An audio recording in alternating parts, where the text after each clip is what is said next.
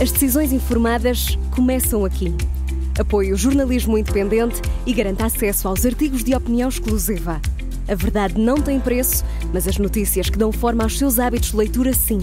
Agora, com 20 € de desconto. Assine em observador.pt.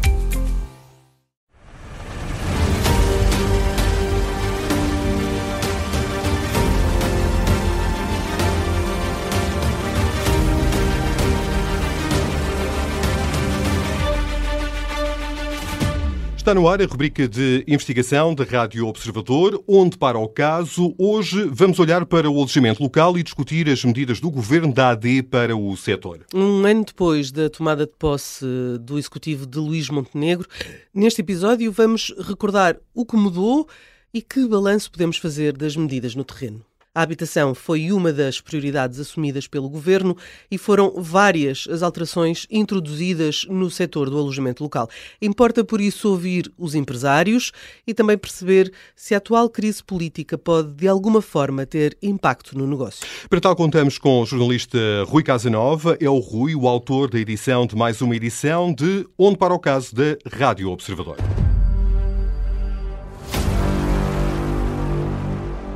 Em abril de 2024, o Governo da AD anunciou uma alteração profunda nas medidas do Executivo do PS para a habitação, com destaque para o setor do alojamento local. No verão, foram aprovadas medidas como a revogação da contribuição extraordinária, a revogação da fixação do coeficiente de vetustez.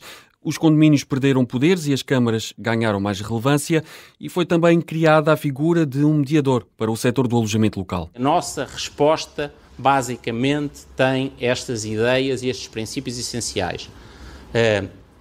Revogar os erros do governo anterior, que castigavam um investimento que foi importante para as nossas cidades e para o território nacional. Ouvimos aqui António Leitão Amaro, Ministro da Presidência, no final do Conselho de Ministros de 22 de agosto de 2024, em que estas medidas foram aprovadas, entretanto entraram em vigor em novembro. Rui, importa explicar melhor o que na prática significam estas alterações? Sim, podemos destacar aqui duas das mais relevantes. A revogação da contribuição extraordinária, no fundo é a revogação de 15% sobre os imóveis em alojamento local. Foi uma das medidas mais contestadas do pacote Mais Habitação do Governo do PS, de António Costa. A partir de agora também os condomínios continuam a poder opor-se a alojamentos locais, mas têm de fundamentar essa oposição, ou seja, perdem aqui algum poder, têm de provar que o alojamento local perturba o funcionamento do prédio ou explicar de que forma causa incômodo ou afeta o descanso dos condóminos. Em sentido contrário, as autarquias voltam a ter nas mãos a decisão de pôr fim a alojamentos locais em edifícios de habitação. E passado este tempo, que balanço é que podemos fazer? Eduardo Miranda, presidente da Associação do Alojamento Local em Portugal, faz um balanço muito positivo, afirma que estas medidas vieram trazer melhorias para este setor. Nós entendemos que isto era um passo importante no equilíbrio, ou seja, não há equilíbrio se os dois lados não sentirem que avançaram na sua proteção. E eu acho que foi nesse sentido. Não naquilo que foi mediatizado, que foi ou medidas extremas versus liberalização total. Nunca houve, nem antes nem depois isso. Portanto, eu acho que estão a caminhar passo a passo, mas no sentido de se encontrar uma estabilidade, que é aquilo que nós sempre quisemos. Eduardo Miranda, da ALEP, garante que, de forma geral, os empresários que estão no terreno têm a mesma opinião e afirma que o pacote do Mais Habitação, do Partido Socialista, era radical. Eu acho que estão a ter esta compreensão, porque viram que sem este equilíbrio, às vezes dá margem para o populismo, para o extremismo, que foram algumas das posições, a polarização que aconteceu durante toda a disputa, o debate do Mais Habitação, que foi realmente bastante radical e que não ia levar em nada de benefício para a habitação, mas podia destruir muito do alojamento local e do turismo em geral. E Rui, na prática em que se traduzem estas medidas, ou seja, desde que entraram em vigor, contribuíram para um aumento ou diminuição do número de alojamentos locais? Vamos aos números. Números e dados cedidos pela Associação do Alojamento Local em Portugal à Rádio Observador. As medidas do Governo da AD entraram em vigor em novembro, como já dissemos. A ALEP lembra que, nessa altura, se esperava uma explosão na sequência destas medidas, uma explosão, um novo surgimento de muitos ALs por todo o país, mas os dados contrariam essa ideia. No dia 1 de novembro de 2024, havia 120.476 alojamentos locais registados. 3 meses depois, no dia 1 de fevereiro, havia menos 11, ou seja, até aqui uma ligeira diminuição. Sendo que outro destaque, em dezembro, logo depois da entrada em vigor da nova lei, foram feitos 348 novos registros em todo o país. É o valor mensal mais baixo de sempre desde o fim da pandemia, aqui de acordo com dados da ALEP. E, entretanto, houve um novo aumento? Sim, a partir de fevereiro começou a haver um novo surgimento, um novo aumento de novos registros. A Associação explica-nos que isso é normal, haver um aumento na primavera, porque os empresários começam a preparar os alojamentos para depois poderem aproveitar estes alojamentos no verão. E Rui, de forma mais global, neste ano de 2025, quantos novos alojamentos locais é que abriram? Em 2025, até agora, até abril, houve 3.196 novos registros, mas, em sentido contrário, 1.380 cancelamentos. Ou seja, no fundo, abriram 1.816 novos alojamentos locais. A Associação do Alojamento Local em Portugal destaca que é um valor historicamente pequeno, mas ao mesmo tempo destaca que isto significa que o mercado atingiu aqui alguma maturidade, é a expressão utilizada pela Associação nestes dados cedidos à Rádio Observador. Falavas em destaques. Algum distrito se destacou? Sim, Faro lidera com um crescimento de quase 300 novos registros, segue-se o distrito do Porto com 221 e depois Leiria também, que aparece aqui com quase 200 novos ALs. E Lisboa? Lisboa fica muito atrás, teve uma evolução quase nula, é mais uma vez aqui a expressão utilizada pela ALEP, foram registados apenas 44 alojamentos locais neste período, desde que o ano começou. Sendo que os dados mostram ainda que o número de registros em Lisboa mantém-se praticamente o mesmo desde 2019, portanto, o período antes da pandemia. No Porto, mais a norte, a evolução mostra um crescimento líquido pequeno de cerca de 4,3%. E Rui, há aqui outra questão que paira neste período pré-campanha, vamos ter eleições a 18 de maio. Se o PS vencer as eleições, pode reverter estas medidas da AD e voltar ou mais habitação? Colocámos esse cenário, essa hipótese a Eduardo Miranda, que se mostra muito pessimista perante essa possibilidade. Não se transforme de novo a discussão do alojamento local numa discussão política de uma batalha meramente propagandística eleitoral e que se deixe até as medidas que estão a decorrer agora, como o regulamento das câmaras municipais, que se confie nas câmaras municipais para fazer esta regulamentação e encontrar aqui o equilíbrio, que não estejamos sempre a mudar, porque isto é péssimo para o país, para os nossos empresários, para o emprego, para os funcionários, para o turismo como um todo e, portanto, espero que haja bom senso nesse aspecto. O apelo de Eduardo Miranda espera também que este cenário de crise política não ponha em causa a aplicação das medidas no terreno. A Rádio Observador contactou o PS para um comentário sobre este tema, para participar neste programa, mas não foi possível obter declarações. Mas no programa eleitoral para 2025, os socialistas afirmam que a AD recuou na regulação do alojamento local e propõem-se a repor um conjunto de regras mínimas de regulação com o objetivo de incentivar a transferência de imóveis afetos ao AL para arrendamento de habitação permanente, é o que se pode ler no programa eleitoral do PS para as legislativas de 2025. Continuamos agora com a análise a este tema. Junta-se a nós Vera Gouveia Barros, é economista, especialista em habitação e turismo. Bem-vindo ao Onde para o Caso e obrigado pela disponibilidade. Que balanço podemos fazer do pacote de medidas do Governo da AD para o setor do alojamento local? Garantem mesmo um maior equilíbrio, como aqui ouvimos? Bom, aquilo que a AD veio fazer nesta matéria foi basicamente repor aquilo que existia antes da intervenção no âmbito do Mais Habitação. E, de facto, aquilo que tinham sido algumas das alterações introduzidas pelo Mais Habitação pareciam algo desproporcionadas e havia, por um lado, aquilo que foi muito falado, que era a parte da taxa da CEAL, da contribuição extraordinária por parte do alojamento local, que inclusivamente não atendia a diferentes situações que nós temos no alojamento local, distinguindo, por exemplo, quem é que pratica alojamento local durante todo o ano daquelas outras pessoas que têm uma casa, uma segunda habitação, que até usam regularmente e quando está desocupada é que a colocam em alojamento local. Portanto, não havia nenhuma distinção relativamente a isso, mas tinha uma medida que para mim era a mais gravosa de todas, que era a possibilidade de o condomínio poder simplesmente determinar o fecho de qualquer unidade de alojamento local. Essa previsão já existia no Decreto 128 de 2014, mas estava sujeito a ser uma decisão por parte do condomínio que fosse devidamente fundamentada com base em problemas que o alojamento local trouxesse à vivência naquele prédio. Nem era para novos alojamentos locais, era para os já existentes que podiam acabar mas não era, passo a coloquialidade da expressão, por dar cá aquela palha.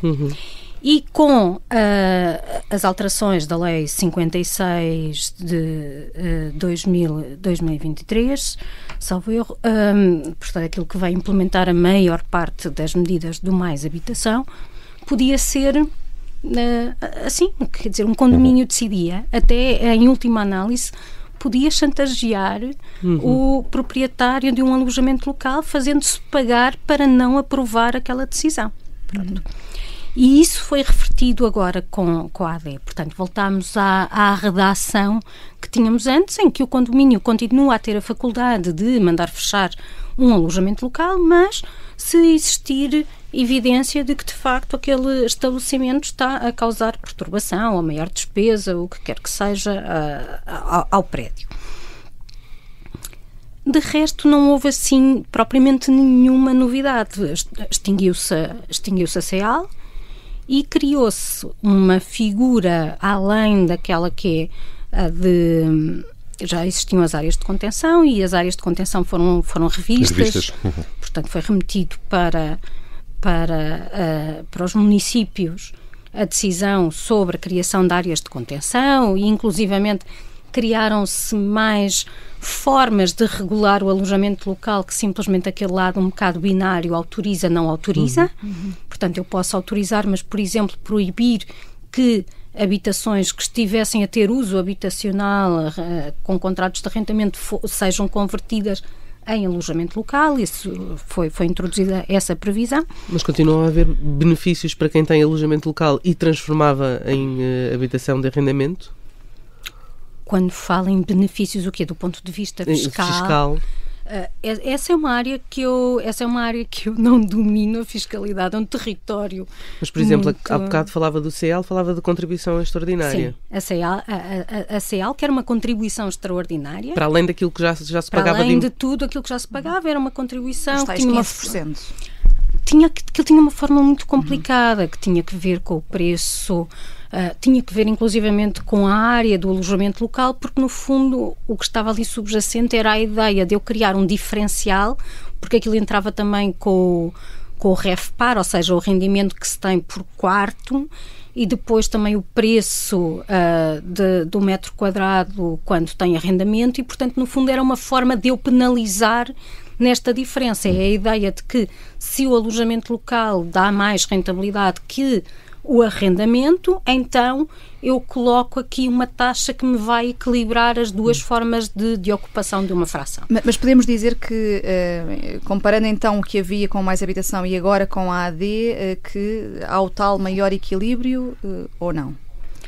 Eu creio que existe um maior equilíbrio na medida em que eu acho que as medidas do Mais Habitação, que foram apresentadas como naquele célebre PowerPoint, e mesmo quando entramos no que é o objeto da lei, diz que é incentivar a migração do alojamento local para o mercado de arrendamento. O problema é o sentido que nós damos à palavra incentivar, porque eu posso pensar incentivar como eu dou um prémio a quem fizer esta migração do alojamento local para o arrendamento, ou eu posso pensar em incentivar como eu castigo quem não passar. E foi esta última a abordagem adotada, não é? Eu posso pensar que a máfia também incentiva os pequenos comerciantes a pagarem-lhes por promoção, não é? Com bastão que partem rótulas, acho eu, pelo menos nos filmes é assim. E esta abordagem é mais equilibrada nesta perspectiva, que houve uma tentativa de penalizar o alojamento local face à crise habitacional e à dificuldade para encontrar casas. Este modelo é equilibrado nesse sentido? Na minha perspectiva, é mais respeitador de determinados direitos, porque aquela questão de eu poder de um momento para o outro enquanto condómina. E reparem quão pernicioso isto é, porque na verdade nós, nas freguesias do centro de Lisboa, ainda temos uma certa predominância do arrendamento, o que quer dizer que os condóminos, os proprietários, na verdade, não são os que sofrem os eventuais problemas causados pelo alojamento local. Portanto, eu poderia mesmo ter estes proprietários a usarem esta prerrogativa para conseguirem retirar algum benefício financeiro para si, que nada tem que ver com a questão do direito à habitação, com o respeito pelo direito à habitação, pela mais colocação de mercados. Isto ia criar a possibilidade de eu ter estes ganhos desta forma. E ia retirar a possibilidade de alguém que tinha o seu negócio implementado aí, não é? Ao mesmo tempo que fazia isso, claro. Pronto. Quer dizer, podemos pensar que num cenário em que o PS vence as eleições será tudo revertido outra vez para retomar o pacote Mais Habitação, ou acha que não? Podemos, porque na verdade estas medidas foram adotadas enquanto a Marina Gonçalves era a Ministra da Habitação e ela tinha sido Secretária de Estado da Habitação com Pedro Nuno Santos enquanto Ministro. No entanto, o discurso que temos ouvido agora a Pedro Nuno Santos relativamente à habitação é bastante mais moderado do que aquele que me parecia ter existido durante o tempo a última fase da governação socialista em matéria de habitação. Aliás, inclusivamente eu lembro que Pedro Nuno Santos, umas semanas antes de deixar o governo, tinha aprovado penso que era bom, já não sei qual era a figura jurídica, acho que era um despacho, em que ordenava que se fizesse um estudo comparativo internacional em termos de mercado habitacional, portanto, perceber como é que lá fora se regula mercado habitacional, o que depende, obviamente, também, suponho eu, não estavam especificadas as características desse estudo, mas presumo que qualquer estudo sério neste âmbito vai olhar também para aquilo que são estruturas de mercado, porque é muito diferente eu regular um mercado do arrendamento quando a oferta está na mão de meia dúzia de empresas que têm no arrendamento uma atividade profissional e um mercado onde o arrendamento é constituído por pequenos proprietários que têm uma casa, às vezes herdada, às vezes até com alguma ligação emocional e, portanto, que respondem diferentemente às mesmas medidas. Outra coisa que este programa da AD fez foi permitir a cedência de alojamento local, coisa que tinha acabado com o anterior. E aí era aquilo que dizia, era uma penalização para quem tinha a ele e não para quem queria passar para arrendamento. Aqui a questão das cedências é, no fundo, até porque, repare, à medida que o mercado vai tendo mais alojamento local, as taxas de rentabilidade também descem, não é? E, portanto, suponho que algumas pessoas estarão até já um bocado cansadas desta atividade e, querendo passar esse negócio, deixariam de poder fazê-lo e, portanto, não ficariam, se não pudessem passar este negócio, de facto, aquela habitação ficaria sem a possibilidade, até porque isso conjugado com a impossibilidade de criar novos registros de alojamento local, impediria que aquela fração voltasse a ser alojamento local, ou continuava com quem já estava a explorar, ou então passava. Agora, o que eu acho é que nós podemos ter aqui medidas, e isso nenhum dos partidos fez, nem vejo que se proponha a fazer, tem a última mexida da AD teve este lado aqui de fazer a diferenciação, por exemplo, permitir que os municípios façam uma diferenciação quando as casas já estavam em arrendamento. Mas não há nada que olhe, por exemplo, para as próprias características da habitação. Há uma questão que se pode exigir em determinadas áreas, nas tais áreas até de sustentabilidade económica, em que eu posso colocar para o alojamento local requisitos adicionais, por exemplo, em termos de estado de conservação, em termos de eficiência energética, mas não me olha para aquilo que são as características do edificado em determinadas zonas das cidades, principalmente no centro. Eu lembro-me de ver estatísticas dos censos sobre a área das frações no centro de Lisboa. E havia, acho que era na freguesia do Castelo, acho que era quase 1/3 das casas tinha uma área até 30 metros quadrados.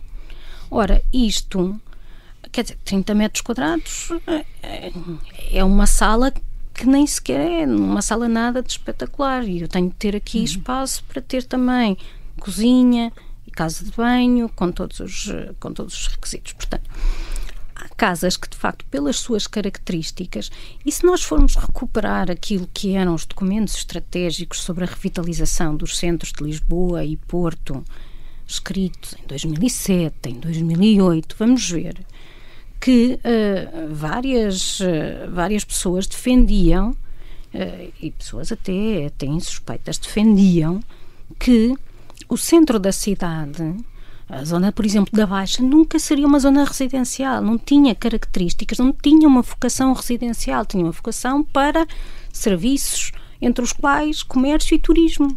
Estão lá nesses planos. Claro que as pessoas podem mudar de opinião e até podem, e a sua opinião pode evoluir à medida que também o estilo de vida evolui, e nós tivemos uma fase em que houve muito a corrida para a periferia, a procura de casas maiores, e admito que tenhamos nos últimos anos um movimento ao contrário, o desejo de regressar ao centro, de ter até uma mobilidade mais suave, e portanto as questões, a célebre questão da garagem deixa de ser tão importante, tudo isso.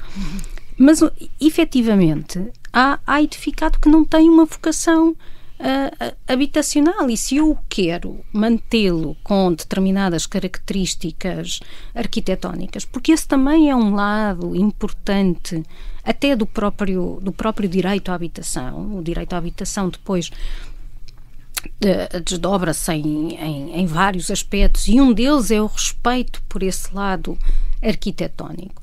Se eu quero manter determinadas características, às vezes eu não vou conseguir compatibilizar isso com o uso habitacional, ou até mesmo o uso habitacional numa lógica de habitação acessível a um preço baixo, não é?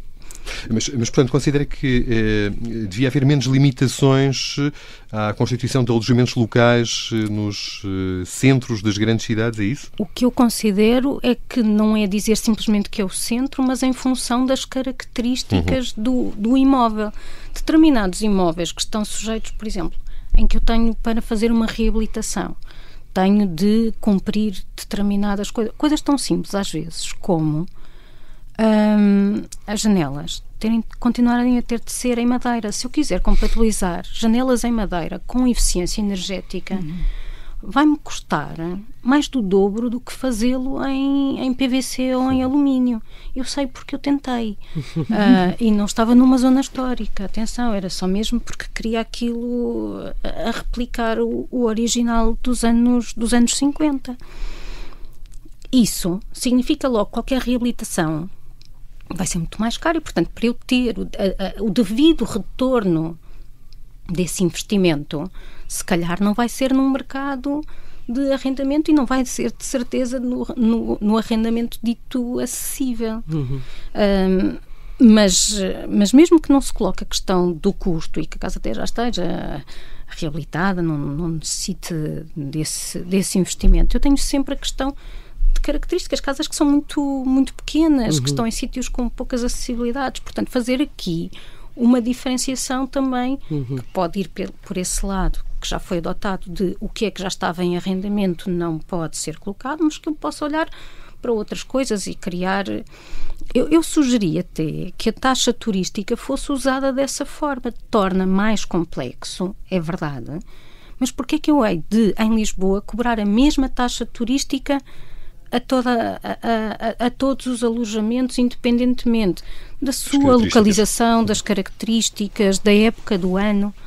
Em Itália, por exemplo, a taxa turística é usada como instrumento regulador da procura.